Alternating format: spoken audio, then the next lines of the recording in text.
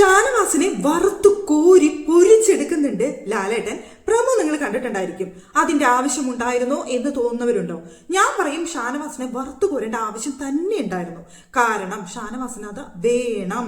അത് ചോദിച്ചു വാങ്ങിയതാണ്. എന്നെ തല്ലേ എന്ന് പറഞ്ഞുകൊണ്ട് ഷാനവാസ് ചോദിച്ചു വാങ്ങിയതാണ്. കുറച്ച് നാളുകളായിട്ട് ഷാനവാസിന് അവിടെ ഭയങ്കര അഹങ്കാരമാണ്. ഞാൻ എന്തോ വലിയ സംഭവമാണെന്നുള്ള ഒരു തോന്നലും മാസ് ഡയലോഗുകളും മാസ് ആക്ഷൻസും എന്നൊക്കെ പറഞ്ഞിട്ട് കുറെ കാര്യങ്ങൾ കാണിച്ചുകൊണ്ട് അവിടെ കാണിച്ചു കൂട്ടുന്നത് വളരെ ബോറായിട്ടുള്ള കാര്യങ്ങളാണ്. വളരെ നല്ല മത്സരാർത്ഥിയായിട്ട് തുടക്കത്തിൽ തോന്നിയ ഒരാളായിരുന്നു ഷാനവാസ്. പിന്നീട് അങ്ങോട്ട് ആ ഗ്രാഫ് ഇങ്ങ് താഴ്ന്ന് വന്ന് പിന്നീട് ഒരു ചെറിയ ഉയർച്ച ഉണ്ടായത് അവിടെ നിന്ന് നമ്മുടെ ഒരു ഗസ്റ്റ് ഒക്കെ വന്ന സമയത്തായിരുന്നു. റിയാസിനെ ഒന്ന് ചൊറിഞ്ഞ് റിയാസിനായിട്ട് വയറ് നിറയെ കൊടുത്ത സമയത്താണ് ഷാനവാസിനെ വീണ്ടും ആ ഗ്രാഫ് ഒന്ന് മുകളിലേക്ക് ഉയർത്താനായിട്ട് സാധിച്ചത്. അതിനുശേഷം ഷാനവാസിന് പിന്നെ അവിടെ നിന്ന് എന്തോ വലിയ സംഭവമാണെന്നുള്ള ഒരു തോന്നലാണ്. പിന്നെ അവിടെ നമ്മൾ കാണിക്കുന്നത് മുഴുവൻ ആ സ്റ്റൈൽ ഓഫ് വർത്തമാനങ്ങളും ആക്ഷൻസും കാര്യങ്ങളും മാത്രമാണ് ഷാനവാസ് അവിടെ ചെയ്യുന്നത്. അത് വെറുപ്പീര്.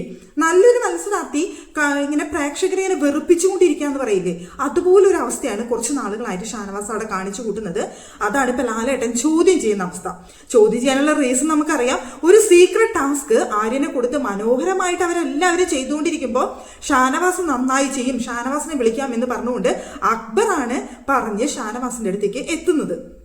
പക്ഷേ അതൊരു സീക്രട്ട് ടാസ്ക് ആണെന്ന് മനസ്സിലാക്കാനുള്ള സാമാന്യ ബുദ്ധി പോലും ആ ഷാനവാസിന് അവിടെ ഉണ്ടായിരുന്നില്ല. അല്ലെങ്കിൽ സീക്രട്ട് ടാസ്ക് ആണെന്ന് മനസ്സിലാക്കിയിട്ടും പോയിട്ട് ആദിലയുടെ അടുത്ത് പോയി പറഞ്ഞു കൊടുക്കാണ്, ഇവിടെ സീക്രട്ട് ടാസ്ക് നടന്നുകൊണ്ടിരിക്കുന്നുണ്ട്, നമ്മൾ അറിയാതെ ഇവിടെ ഒരു ടാസ്ക് നടക്കാണ് എന്ന്. ആരോട് പറയാൻ പാടില്ല അത് സീക്രട്ട് ആണ് എന്ന് പറഞ്ഞിട്ട് ആ ടാസ്ക് മൊത്തത്തിൽ കുളം കൂടി നശിപ്പിച്ചിട്ട് അവിടെ മാസായിട്ട് ഞാൻ വിശ്വസിച്ചില്ല, 2 ചിക്കൻ കാലിന് വേണ്ടിയിട്ട് ഞാനിതൊന്നും വിശ്വസിക്കില്ല, ഞാനിതിൽ വീടില്ല എന്നൊക്കെ ഒരു ഡയലോഗ്.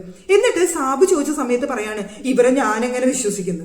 അപ്പൊ എന്താണ് അവിടെ കുളമാക്കാന്ന് പറയില്ല ഒരു ഗെയിം, അതുപോലെ കുളമാക്കിയിട്ട് മാസ് ഡയലോഗുകളായിട്ട് 2 ചിക്കൻ കാലും എനിക്ക് ഇവരെ വിശ്വസിക്കാൻ പറ്റില്ല എന്ന് 2 ഡയലോഗും പറഞ്ഞോടുകൂടി കാര്യം കഴിഞ്ഞു. ആ സമയത്ത് തന്നെ അവരെല്ലാവരും പറഞ്ഞ സമയത്ത് നിങ്ങളുടെ ടാസ്ക് കൊളായില്ലേ, ടാസ്ക് തോറ്റില്ലേ എന്നൊക്കെ പറഞ്ഞുകൊണ്ട് അവരെ കളിയാക്കായിരുന്നു ഷാനവാസ് അവിടെ ചെയ്തുകൊണ്ടിരുന്നത്. അപ്പോൾ ലാലേട്ടൻ വീക്കെൻഡ് എപ്പിസോഡിൽ വരുമ്പോൾ ഇതിനെ കുറിച്ച് സംസാരിക്കും എന്നുള്ള കാര്യം ഷുവർ ആയിരുന്നു. ഇപ്പൊ ലാലേട്ടൻ വന്നിട്ട് നന്നായിട്ട് കൊടുക്കുന്നുണ്ട്, വയറ് നിറയെ കൊടുക്കുന്നുണ്ട്. ഇതിലെങ്കിലും ഷാനവാസ് ഒന്ന് നന്നാവണേന്നാണ് ഞാൻ വിചാരിക്കുന്നത്. ഇനിയുണ്ട് ഒരു മാസം, ഇനിയെങ്കിലും ഷാനവാസ് ഒന്ന് നന്നായി കഴിഞ്ഞാൽ ടോപ്പ് 5 ഉറപ്പിച്ചൊരു മത്സരാർത്ഥിയായിരുന്നു. ഇനി അതിലെന്തെങ്കിലും മാറ്റം വന്നിട്ടുണ്ടെന്നുണ്ടെങ്കിൽ ഇനിയും 30 ദിവസങ്ങളുണ്ട് ഷാനവാസിന്റെ മുന്നിൽ നന്നായി ഗെയിം കളിച്ച് ഈ ലാലേട്ടൻ വഴക്ക് പറഞ്ഞത് തന്റെ തെറ്റ് തിരുത്താനാണെന്ന് മനസ്സിലാക്കിയിട്ട് മുന്നോട്ട് പോയാൽ ഷാനവാസിനെ കൊള്ളാം. ടോപ്പ് 3 വരെ എത്താനുള്ള ചാൻസ് ഉണ്ടായിരുന്നു. ഇപ്പൊ പക്ഷെ വളരെ താഴോട്ടാണ് ഷാനവാസിന്റെ പോക്ക്. ഇനിയിപ്പോ ഷാനവാസിന്റെ കാര്യം മാറ്റി നിർത്തി കഴിഞ്ഞാൽ പിന്നെ നമ്മുടെ അനീഷ് അതിനെയും വറുത്തു കോരിയിട്ടുണ്ട്. നിങ്ങൾ പ്രമോ കണ്ടില്ലേ? PR-ന്റെ കാര്യം ചോദിച്ചിട്ട് വറുത്തു കോരാത്തവരായി ഇനി ആരും ബാക്കിയില്ല.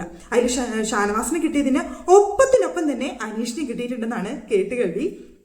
ഷാനവാസ് ഇവിടെ PR-നെ കുറിച്ച് ചോദിച്ചപ്പോൾ എന്താ പറഞ്ഞതെന്ന് നമുക്കറിയില്ല. പക്ഷെ അനീഷിന്റെ അടുത്ത് ചോദിച്ച സമയത്ത് PR-നെ കുറിച്ച് എനിക്കറിയില്ല, ഞാൻ കേട്ടിട്ടില്ല, ഇതൊക്കെ ആദ്യമായിട്ടാണ് കേൾക്കുന്നത് എന്ന് പറഞ്ഞപ്പോൾ പിന്നെ ലാലേട്ടനെ അങ്ങ് സഹിച്ചില്ല. 5 വർഷം ബിഗ് ബോസിൽ പങ്കെടുക്കാൻ വേണ്ടിയിട്ട് കുത്തിയിരുന്ന് ലീവ് എടുത്ത് ജോലിയും കളഞ്ഞ് ലീവ് എടുത്തിരുന്നിട്ട് ഈ ബിഗ് ബോസിൽ എത്തുന്ന ആൾക്ക് PR എന്താണെന്ന് അറിയില്ല എന്ന് പറഞ്ഞു കഴിഞ്ഞാൽ ഇതിലും വലിയ കള്ളത്തരം വേറെ ഉണ്ട്. അത് തന്നെ കള്ളത്തരാണ്.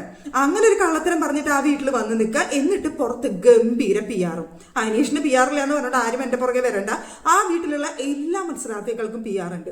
ഇനി എങ്ങാനും PR ഇല്ലാത്തവരെ എല്ലാവരും ഉണ്ടെന്നുണ്ടെങ്കിൽ ലാലേട്ടന് മുന്നിൽ അവർ സത്യം തുറന്നു പറയട്ടെ, ഞങ്ങൾക്ക് PR ഇല്ലാന്ന്. അപ്പൊ നമുക്ക് നോക്കാം.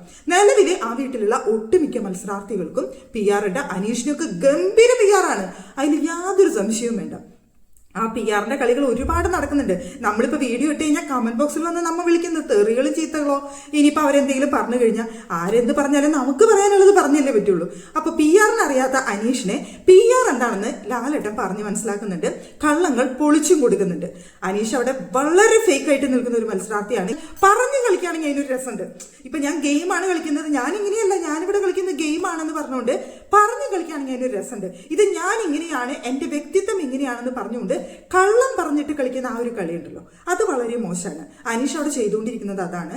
എനിക്ക് ഇഷ്ടമുള്ളൊരു മത്സരാർത്ഥിയായിരുന്നു ഒരു പകുതിക്ക് വെച്ചിട്ട്. പക്ഷെ ഇപ്പൊ അനീഷിന്റെ ഗെയിം, ഈ കള്ളങ്ങൾ പറയലും ഇതൊക്കെ കാണുന്ന സമയത്ത് അനീഷ് ഈ ചെയ്യുന്നത് വളരെ മോശമായിട്ടാണ് എനിക്ക് ഫീൽ ചെയ്യുന്നത്.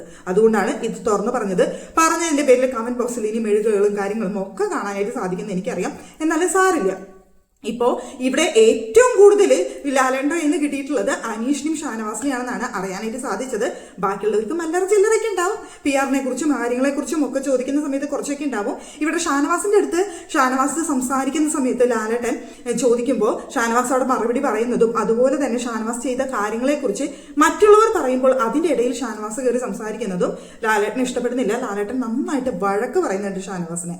അതായത് തന്റെ കുറ്റം ഒരാൾ പറയുന്ന സമയത്ത് ഷാനവാസിന് അവിടെ അടങ്ങിയിരിക്കാനായിട്ട് പറ്റുന്നില്ല. അത് കുറ്റമല്ല ഷാനവാസ് ചെയ്ത കാര്യങ്ങളാണ് അവർ വിളിച്ചു പറയുന്നത്.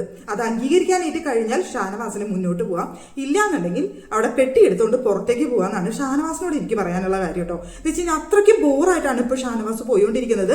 ഷാനവാസിന്റെ ഫാൻസ് ആരും തന്നെ എന്നെ ചീത്ത വിളിക്കേണ്ട. ഞാനും ഷാനവാസിന് ഇഷ്ടമുള്ള മത്സരാർത്ഥി അല്ലെങ്കിൽ ഇഷ്ടൊരു വ്യക്തിയായിരുന്നു. ഷാനവാസ് എന്ന് പറയുന്ന ആ മത്സരാർത്ഥിയെ ഇഷ്ടമുള്ള ഒരു വ്യക്തി തന്നെയായിരുന്നു ഞാനും. പക്ഷേ നിലവിൽ ഷാനവാസ് അവിടെ കാണിച്ചുകൊണ്ടിരിക്കുന്നത് ഷാനവാസിന് തന്നെ ദോഷമായിട്ടുള്ള കാര്യങ്ങളാണ്. ലാലേട്ടൻ ഈ വീക്കെൻഡ് എപ്പിസോഡിൽ വന്നിട്ട് അതൊക്കെ ഒന്ന് തിരുത്തി മറിച്ച് ഒന്ന് പോയി കഴിഞ്ഞാൽ ബാക്കിയുള്ള ദിവസങ്ങളെങ്കിലും ഇവർക്കിടയിൽ എന്തെങ്കിലും മാറ്റങ്ങൾ വരുമോ, ചേഞ്ച് വരുമോ എന്നൊക്കെ നമുക്ക് കാത്തിരുന്ന് കാണാം.